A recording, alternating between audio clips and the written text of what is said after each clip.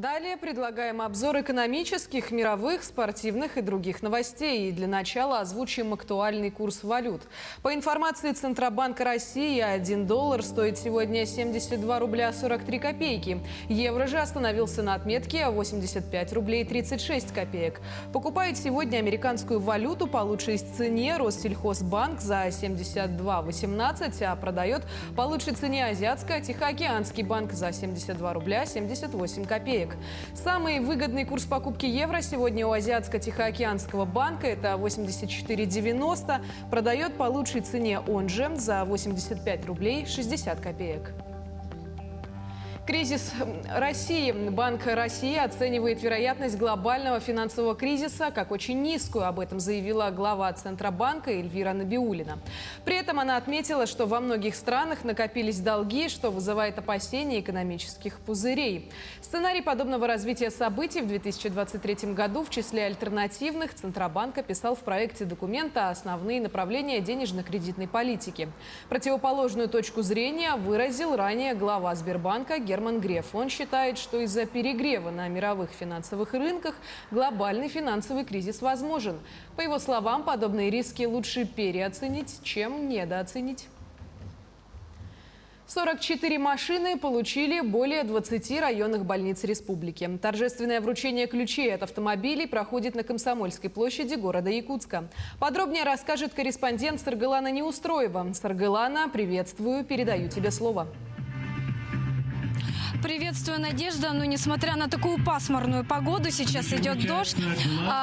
Для врачей тех больниц, которые сегодня получают автомобили, по-настоящему праздничный день. Всего по программе модернизации первичного звена здравоохранения было закуплено 44 автомобиля. Это 40 автомашин УАЗ и 4 машины «Лада». Всего запланировано на 2021 год приобретение 248 автомобилей и в том числе замена уже имеющихся автомобилей в количестве 205 единиц. Всего бюджет составляет 250 миллионов рублей. Так, на 2021 год было запланировано приобретение 54 единиц техники. 10 автомашин УАЗ «Патриот» уже были приобретены еще в начале текущего года. Ну а подробнее о том, насколько это улучшает систему оказания медицинской помощи в районах, нам рассказала главный врач Усть-Алданской центральной районной больницы. Сегодня для нас вообще такое долгожданное событие, можно сказать. Сегодня для нашего района предоставляется 2 машины УАЗ «Фургон». За последние 4 года предоставлено еще 2 машины. Но эти 2 машины, они реанимационного характера и используются непосредственно в районном центре. Я хочу отметить, вообще очень отрадно, что сейчас функционирующие национальные программы, они предусматривают интересы и не только интересы, но и заботятся о жителях сельской местности. Транспортное обеспечение для районной больницы, именно врачебных амбулаторий, это, конечно, первоочередное, стоящее наравне с объектами вопрос. И транспортная обеспеченность непосредственно, конечно, в первую очередь повышает доступность медицинской помощи. Сейчас за моей спиной вы можете как раз увидеть эти машины. УАЗ временем доказал, насколько это надежная машина и, как никакая другая, подходит для якутского бездорожья. Ну а мероприятие уже в самом разгаре. Сейчас проходит вручение ключей от автомобилей. И при этом хотелось бы подчеркнуть, что машины не будут привязаны к центральным районным больницам, а направлены как раз-таки на работу в труднодоступных населенных пунктах, в том числе и в арктической зоне. Ну а между тем, как подчеркнула министр здравоохранения республики, продолжается работа не только по приобретению и закупке автомобилей, но и также другие мероприятия в рамках региональной программы. Это и закупка профоборудования и ремонт, а также строительство объектов по линии здравоохранения, в первую очередь в районах, в том числе и в арктической зоне. Подробнее же о том, как реализуется программа на территории республики, вы сможете увидеть в следующих выпусках. Ну а к этому часу у меня все. Надежда. Благодарю, Саргалана. Напомню, с нами на связи была наша корреспондент Саргалана Неустроева. Она рассказала нам об обновлении автопарков в районных больницах Якутии. В Хангаласском районе в августе этого года заработал обновленный асфальтовый завод, который обеспечивает своей продукцией ремонт федеральной трассы Лена. В эти дни предприятие «Труд» завершает первый сезон и уже строит планы на будущий. Подробности узнавала Туяра Филиппова. На этом месте асфальтовый завод начал работать еще в советское время. Но потом, как и многие производства, в то время предприятие закрылось. В этом году его работу возобновил бывший инженер того завода, ныне генеральный директор общества «Труд» Анатолий Миненко. Закупили асфальтобетонную установку российско-итальянского производства, и 1 августа завод выдал первый асфальт. Единственный оператор завода Иван Федоров не без гордости показывает нам новое оборудование. Пойдемте в операторскую. Оборудование Siemens немецкое, работает безукоризненно. Вот управляется вот программа, запускается все с кнопочек. Ну, допустим, можно запустить грохот, погреметь, да, вот там наверху. Вот я его запустил, видите, башня затряслась. Там сейчас, допустим, должен рассыпать. Элеватор можно запустить вот туда наверх. Вот бочку можно покрутить. Все крутится, вертится. Несмотря на то, что завод запустился позже запланированного срока из-за задержек поставок по железной дороге, сезонный план выпуска продукции, по заверению руководства предприятия, на днях выполнит. Качеством продукции производители довольны. Здесь сплошная электроника. Работаем, на кнопочку нажал и строго дозирует. Ну не обманешь ты его туда там присыпать того, не досыпать этого и так далее. Вот это отличие от заводов, вот этих от советского. Современные технологии производства позволяют еще и упростить весь процесс. Вот отсюда он поступает в тот сушильный барабан, и потом вот в этой большой квадратной трубе, элеватор называется, засыпается наверх. Там вот стоит тот сам грохот, который рассеивает инертные материалы и дозирует их в эти бункера. Бункера потом дозируется смеситель. Со смесителя уже выход асфальта готовый. Единственная проблема, с чем столкнулись на заводе – придирчивость в кавычках точной техники. Специалисты 1,5 дня ломали головы, почему же время от времени отказывается работать система. Причиной оказалось скачущее напряжение в электросетях. Вместо 220 вольт 197. Вот откуда. А здесь итальянские форсунки стоят, которые максимум плюс-минус 4 вольта. Мы и протирали салфеточками туда-сюда, пока не дошли. Хорошо, что купили вот этот дизель 320 киловатт, японский. Выдает строго, и голова не болит, и никакой проблемы, никаких сбоев. Если и дальше не будет сбоев, то работой предприятие как минимум на ближайшую 5-летку обеспечено. Помимо основной работы, это содержание 108 километров федеральной дороги М-56, договорились о поставках с компанией «Дорис», ремонтирующей улицы в Якутске. Помимо этого, предприятие надеется и на республиканские заказы. Так что объемы выпуска асфальта планируют увеличить в следующем году как минимум в 3 раза. Туяра Филиппова, Георгий Григорьев, Хангаласский улус. Избирательный участок номер 721 города Якутска находится в центре города в здании Лорпа. Как и во всех участках, и здесь голосование началось ровно в 8 часов утра.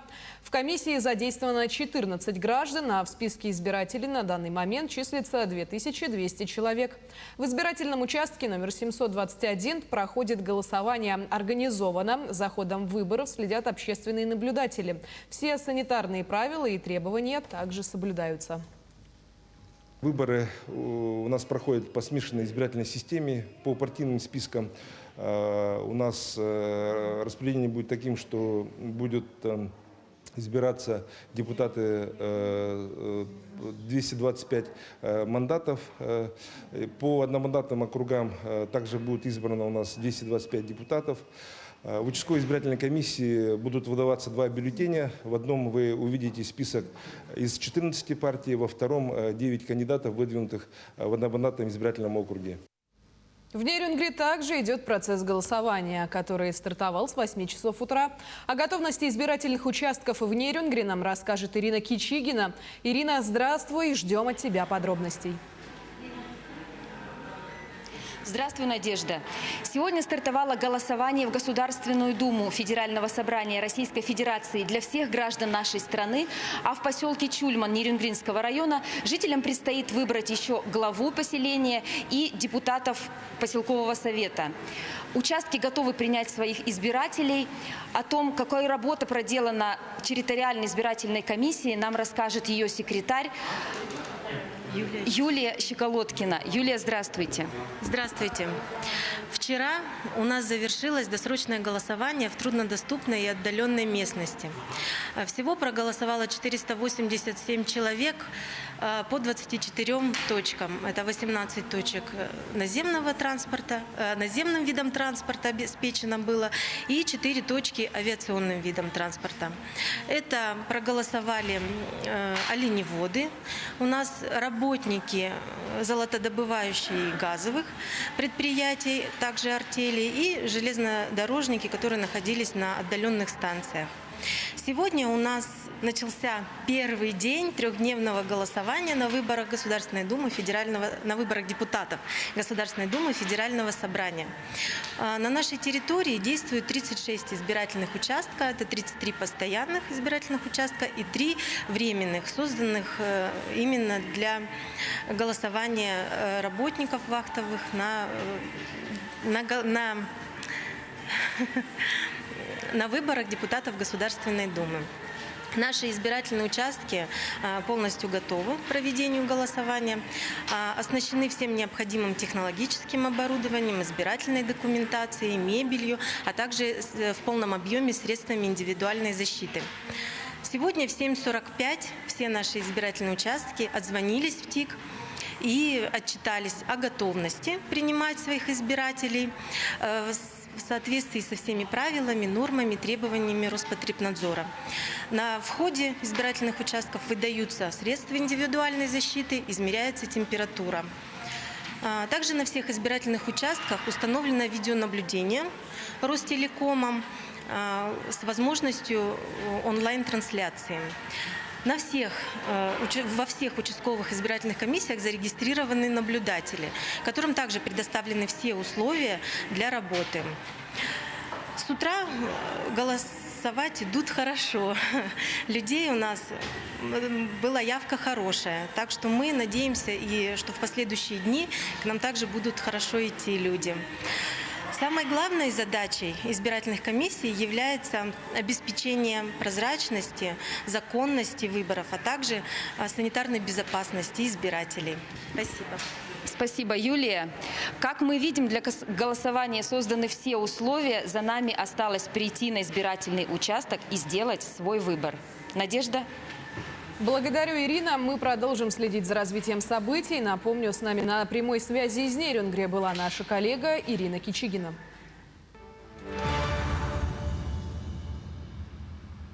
По меньшей мере 3 человека погибли и десятки пострадали в результате землетрясения магнитудой в 6 баллов, произошедшего в ночь на 16 сентября в провинции Сычуань на юге Китая. Подробности в материале Рейтер рассказывает Артем Сторонов. Мощное землетрясение магнитудой 6,0 произошло в ночь на четверг в провинции Сычуань на юге Китая. По словам специалистов, эпицентр располагался примерно в 50 километрах к северу от города Лучжоу. Очаг залегал на глубине 10 километров. На кадры, снятые очевидцами, попал момент первых подземных толчков.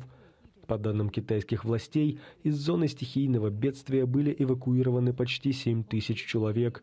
Сообщается о по меньшей мере 3 погибших и десятках пострадавших. В регионе повреждены многие жилые дома и дорожная инфраструктура. На одной из местных фабрик разбились десятки емкостей с легковоспламеняющимся веществом. Туда направлены пожарные и спасатели. Штаб по оказанию помощи при землетрясениях объявил спасательную операцию 2-го уровня из 4 возможных. В самом городе Лучжоу объявлен 1-й, наивысший уровень опасности.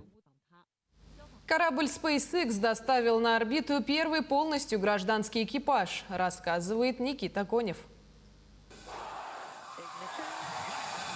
Корабль SpaceX, на борту которого находится экипаж, полностью состоящий из непрофессиональных астронавтов, стартовал с космодрома на мысе Канаверал и успешно вышел на орбиту. Квартет космических путешественников-любителей возглавил исполнительный директор фирмы, предоставляющей финансовые услуги Shift for Payments, Джаред Айзекман. Он полностью оплатил полет остальным участникам. В их число входят врач Хейли Арсена, профессор геологии Сиан Проктор и инженер Кристофер Симброски. Этот полет – благотворительная акция. Направлена она на сбор средств для больницы в Мемфисе, специализирующейся на детских онкологических заболеваниях. Согласно планам миссии, корабль останется на орбите на 3 дня. Команда в это время будет проводить научные эксперименты. Так, экипаж намерен исследовать влияние невесомости на организм человека. Ну а в планах самой SpaceX отправлять туристов не только на орбиту, но и на Международную космическую станцию. Музей Винсента Ван Гога демонстрирует недавно обнаруженный рисунок художника. Он находился в частных руках. Открытие такого рода – большая редкость. Подробности узнавал Сергей Берец. Рисунок старика под названием «Утомленный или измотанный» Винсент Ван Гог выполнил в 1882 году. Авторство было установлено совсем недавно. Неизвестные ранее произведения художника появляются крайне редко. Как рассказал старший научный сотрудник музея Ван Гога в Амстердаме Тео Мейнендорп, когда владелец принес рисунок на экспертизу, это стало настоящим открытием. Установить подлинность оказалось несложно. Манера работы плотницким карандашом говорила сама за себя, как и сопоставление с другим похожим рисунком. По словам директора музея Эмили Горденкер, Ван Гог нарисовал своего персонажа в то время, когда жил в Гааге. Его всегда интересовали простые люди, их эмоции. Похожее состояние испытывают многие, выходя из периода ковида. Посетители смогут увидеть рисунок в экспозиции с 17 сентября. В Третьяковской галерее открылась выставка «Отвергнутые шедевры. Вызов Павла Третьякова». Для проекта отобрано 20 наиболее громких произведений в истории русского искусства. Идея проекта – показать, как были встречены эти полотна современниками и как менялись эстетические представления и предпочтения спустя годы. Впервые появившись на публике и оказавшись в орбите обсуждений профессионального сообщества, картины вызывали не только дискуссии и споры, но и неприятие, отторжение, даже травлю, вплоть до цензурных запретов к показу и снятия с выставок, а также изъятия из каталогов. Сегодня постоянная экспозиция одного из главных музеев страны без них непредставима. Чем могла раздражать боярыня Морозова-Сурикова или березовая роща Куинджи? Что возмущало в произведении после побоища Васнецова? Почему сняли с выставки «Сельский крестный ход на Пасхе» Перова и запретили экспонировать картину «Иван Грозный и его сын Иван Репина»? Поиск ответов на поставленные вопросы – главная задача проекта. Самые длинные собачьи уши и самый высокий в мире тинейджер – лишь некоторые из достижений, попавших в новое издание книги рекордов Гиннесса. Подробности в сюжете Рейтер.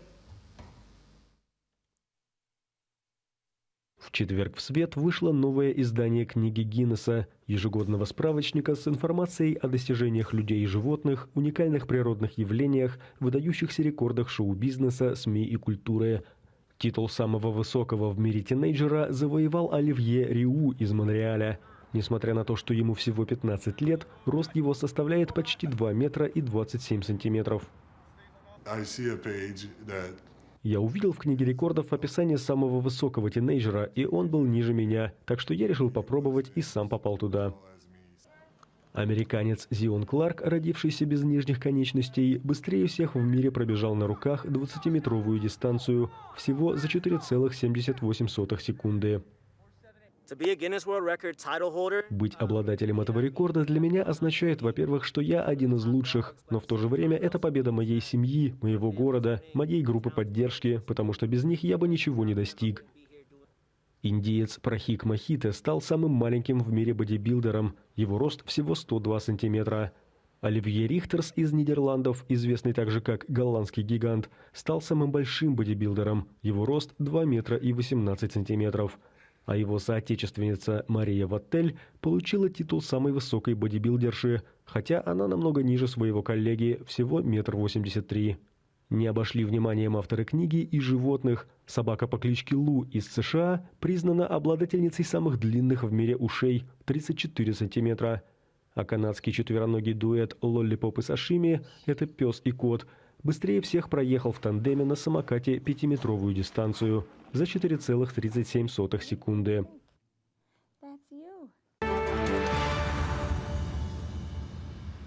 В Мирном стартовала научно-практическая международная конференция «Горнодобывающая промышленность в 21 веке. Вызовы и реальность». Мероприятие такого уровня проводится в столице Алмазного края в 4-й раз. Ученые обмениваются результатами научно-технической деятельности, выявляют перспективные пути создания и развития новой техники и технологий в горнодобывающей промышленности. Ну а более подробно с места события расскажет Иванна Филиппова. Порядка 100 участников собрала научно-практическая международная конференция в Мирном. В связи с ограничениями еще 107 человек подключились в режиме онлайн. Ученые 19 городов России и из 7 стран мира представят свои доклады. Германия, Ангола, Испания, Австралия, Финляндия, Белоруссия и другие. Тема конференции «Горнодобывающая промышленность в 21 веке. Вызовы и реальность». Как подчеркнул директор института Евгений Герасимов, в акционерной компании «Алроса» сложилась определенная практика. Наиболее актуальные и значимые научно-технические проблемы обсуждать широкой аудиторией с привлечением ведущих специалистов не только России, стран СНГ, но и дальнего зарубежья. О работе конференции нам более подробно расскажет заместитель директора по научной работе Игорь Зырянов. Игорь Владимирович, какие вопросы, такие насущные вопросы будут рассмотрены в ходе вот этих 2 дней? Значит, для чего мы проводим, для чего нам вообще конференция? Чтобы сформировать определенный план действий на ближайшие 10 лет. С чем столкнулись? Первое. Глубина растет. У нас вот так существуют так называемые старые вопросы. Водоотведение, пылеподавление. Нам надо этим продолжать заниматься. Там горное давление и так далее, и так далее. И есть так называемый спектр, современных. Роботизация, цифровизация. Мы должны лучше понять, чтобы сделать меньше ошибок. Спасибо большое. Ну, я напоминаю, что научно-практическая конференция проходит по инициативе Института Якутднепроалмаз. Она приурочена к 60-летию института и году науки и технологий. Добровольцы и спасатели помогли застрявшему на мелководье детенышу касатки вернуться обратно в море в бухте Гертнера в Магаданской области. Об этом сообщили в региональном управлении МЧС России. Утром в пожарно-спасательную службу поступило сообщение от очевидцев, которые увидели в бухте застрявшего на отмеле детеныша касатки, неспособного самостоятельно вернуться в море. Прибывшие на место спасатели и добровольцы развернули касатку к морю и несколько часов поливали животное водой. Дождавшись прилива, сотрудники МЧС помогли детенышу сдвинуться с отмели, после чего животное смогло самостоятельно вернуться на глубину. Всего в спасательной операции приняли участие 27 человек и 9 единиц техники. Детеныша белого кита, появившегося на свет в начале августа в дельфинарии Приморского океанариума на острове Русский, впервые показали публике. На кадрах видео новорожденный резвится в бассейне вместе с мамой. Рождение детеныша белого кита – событие для России уникальное. В настоящий момент у малышки первая линька – естественный процесс, означающий не только смену цвета, но и то, что маленький кит развивается нормально. После обязательного карантина за первым детенышем белухи, рожденным в российском океанариуме, смогут наблюдать не только тренеры и ветеринары заведения, а также ученые.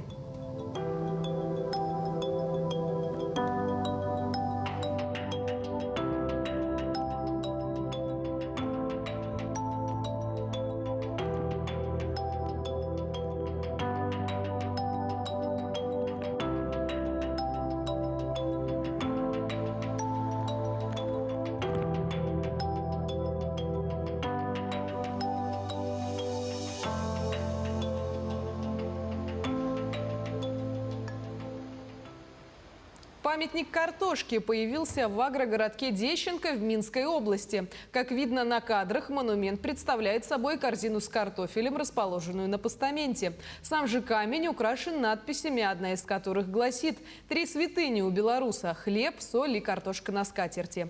Место для памятника было выбрано не случайно. Именно в Дещенке ежегодно проходят картофельные фестивали. Долгие годы жители села Онес и Булугуры испытывали большие трудности, так как старый мост был в аварийном состоянии и очень часто речка размывала мост. И, наконец-то, жители дождались строительства нового мостового перехода. Возведение объекта стартовало в начале лета. Всего на строительство моста было выделено более 13 миллионов рублей по субсидии из Дорожного фонда республики. Работы по муниципальному контракту выполнило общество с ограниченной ответственностью «Аммасуол». Длина мостового перехода составляет 26,5 метров, грузоподъемность до 40 тонн. Также в ближайшее время на этой же муниципальной дороге ожидается установка еще 2 мостов. У нас в Амгинском улусе планируется завершение строительства еще 2 таких же мостовых переходов через реку Хаттыки и Хохур на данной муниципальной автомобильной дороге. И в целом ежегодно администрация муниципального района, Министерство транспорта нам предоставляет такую возможность. Так, в прошлом году тоже были введены в эксплуатацию 2 мостовых перехода. Очень большая сумма субсидий была предоставлена из средств Дорожного фонда республики.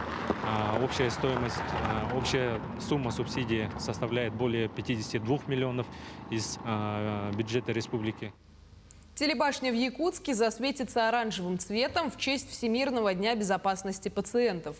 Архитектурно-художественная иллюминация телебашни пройдет с 21 до 22 часов по якутскому времени. Всемирный день безопасности пациентов, учрежденный Всемирной ассамблеей здравоохранения в 2019 году, отмечается ежегодно 17 сентября. Ввиду текущих трудностей, связанных с пандемией COVID-19, по случаю Всемирного дня безопасности пациентов в сентябре 2021 года Всемирная организация здравоохранения планирует комбинированное проведение мероприятий в виртуальном и других форматах.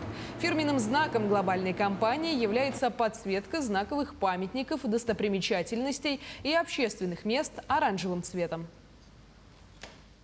В поселке Светлые открылась первая в Мирнинском районе модельная библиотека. Новое оборудование и книги закупили на федеральный грант национального проекта «Культура» – 5 миллионов рублей. Также в старом здании сделали капитальный ремонт. Что появилось в библиотеке и чем еще порадовали светлинцев, расскажем далее. В свободное время я бы почитала книгу, потому что иногда кино для меня не особо интересно, а вот книга, она прям интересует, развивает. Дарья Чумаченко – постоянный гость библиотеки в Светлом. С младших классов бегала сюда перечитывать одни и те же книжки. Особого выбора не было. Говорит, теперь после ремонта здесь хочется проводить все свободное время. Можно хорошо провести время с друзьями, чтобы не сидеть дома, бездельничать или гулять на улице в морозы. Потому что морозы у нас знатные. Вот. А тут пришел, книжечку почитал, на компьютере там посидел, что-то поделал, даже также уроки пришел, тут сделал. Обновили библиотеку на федеральный грант национального проекта «Культура». Теперь здесь есть современный читальный зал и детский отдел. Добавили новый отдел периодики, IT-зону с компьютерами и виртуальными очками. Расширили библиотеку и под коворкинг-центр, и под площадь социального партнерства. По словам сотрудников, это место нового поколения. Библиотека, которая повернута лицом к молодежи и их запросам. Помимо библиотеки для жителей Светлого открыли и кинотеатр. Там закупили новое оборудование, широкоформатный экран. Пока прошел только пробный показ фильмов. В декабре кинозал заработает для всех жителей. Сотрудничать мы, наверное, будем и со всеми кинотеатрами, но ближайший наш партнер по договору – это якутская киносеть. Все фильмы будут поставляться от якутской киносети, 50% от продажи билетов идет им. Это согласно договору, который вот по проекту от кинотеатра. Цену на билет в кино устанавливает прокатчик, поэтому ни за что переплачивать не придется. Они будут стоить так же, как и в Мирном. В скором времени билеты начнут продавать в электронном формате. Юлия Золотарева, Карина Лопатина, Кирилл Шолохов, телеканал «Алмазный край». Драматический театр имени Александра Сергеевича Пушкина отправляется на гастроли в Приморье. Труппа Русского театра представит жителям и гостям Владивостока 7 спектаклей. Подробности в материале Марферины Алексеевой. Артисты драмтеатра взволнованы и в предвкушении. Труппа театра объездила весь Дальний Восток и множество городов в стране. Но так сложилось, что именно во Владивосток поедут впервые. В гастрольный репертуар включены самые разнообразные, самые просматриваемые спектакли. Откроют показы классическое произведение Александра Пушкина «Капитанская дочь». Очень хорошая тенденция в последнее время у нас возникла. То, что когда мы показываем спектакль школьникам, они, если они не читали первоисточник, то от увиденного в зале, сидя, да, что происходит на площадке театральной, у них появляется интерес к тому, чтобы взять первоисточник, открыть книгу и прочитать, что же там на самом деле было-то. Также в программе имеется музыкальный спектакль. Это драматический мюзикл Анны Ячичуревой, к выходу которого труппа театра готовилась более 3 лет. У меня, наверное, такая самая значимая для меня роль – это в мюзикле. Я буду ждать, даже если вы не придете. Мне очень повезло, я играю там маму 2 прекраснейших сыновей. Будут самые кассовые и всеми горячо любимые комедии. Одна из них о любовном треугольнике. Жены главного героя, живя на соседних улицах, 3 года не догадываются о существовании друг друга. Слишком женатый таксист, кто-то знает, как слишком влюбленный таксист. Это одно и то же произведение. Вот. Здесь довольно-таки интересная подача. Это стендап, это интересное решение сценографическое. Тоже идет на ура. Я думаю, что приморский зритель тоже получит определенное удовольствие от просмотра этого спектакля. Не обошли стороной и патриотические произведения. Хроника любви, жизни и победы в произведении Владимира Федорова «Два берега Победы». Это спектакль о настоящем боевом союзе между СССР и США, о заокеанских истребителях, добравшихся до якутских аэродромов. Добрый вечер, дамы и господа. Ресторан «Аэрокобра», авиабаза «Лэнфилд», штат Аляска приветствует вас. Открывается занавес и стоит во весь рост самолет «Аэрокобра». Это надо видеть, надо смотреть. Также детская программа и даже ресторанный роман с повестью Куприна «Яма». Показы начнутся с 19 сентября и продлятся до конца месяца. А уже в следующем году Академический краевой драмтеатр имени Горького, на базе которого и пройдут гастрольные показы, ответно приедет в Якутск. Марферина Алексеева, Владимир Павлов, Артем Алексеев, Якутск. В завершении коротко о погоде в крупных городах Якутии. В Алдане сегодня снег, температура воздуха +1 градус. Вечером и ночью также снег и уже 0 градусов. Ветер чуть более 4,5 метров в секунду. В Нерюнгри дожди, днем +5, ветер около 5 метров в секунду. Вечером уже снег и +3, ночью +2. В Ленске сегодня пасмурно и +9. К вечеру температура опустится до +6 градусов. Ночью дожди и +3, ветер чуть более 4 метров в секунду.